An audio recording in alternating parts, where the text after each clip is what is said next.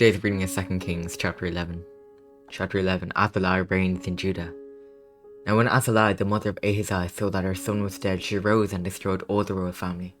But Jehosheba, the daughter of King Joram, sister of Ahaziah, took Joash, the son of Ahaziah, and stole him away from among the king's sons, who were being put to death. And she put him on his nurse in a bedroom, thus they hid him from Athaliah, so that he was not put to death, and he remained with her 6 years, hidden in the house of the Lord, while Athaliah reigned over the land.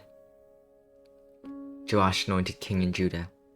But in the 7th year Jehoiada sent and brought the captains of the Carites and of the guards, and had them come to him in the house of the Lord. And he made a covenant with them, and put them under oath in the house of the Lord. And he showed them the king's son, and he commanded them, "This is a thing that you shall do, 1/3 of you, those who come off duty on the Sabbath and guard the king's house, another third being at the gate Sur, and a gate at the gate, and a third at the gate behind the guard, should guard the palace.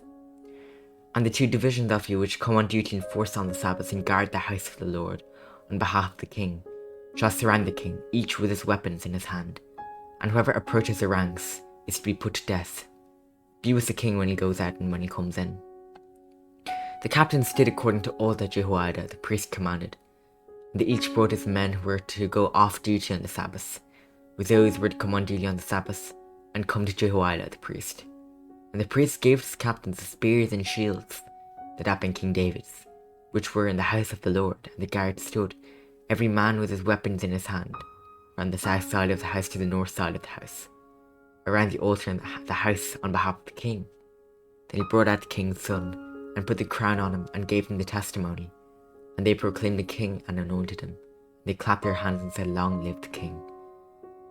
When Athaliah heard the noise of the guard and of the people, she went into the house of the Lord's people. And when she looked, there was the king standing by the pillar according to the custom, and the captain and the trumpeters beside the king, and all the people of the land rejoicing and blowing trumpets. And Athaliah tore her clothes and cried, "Treason! Treason!"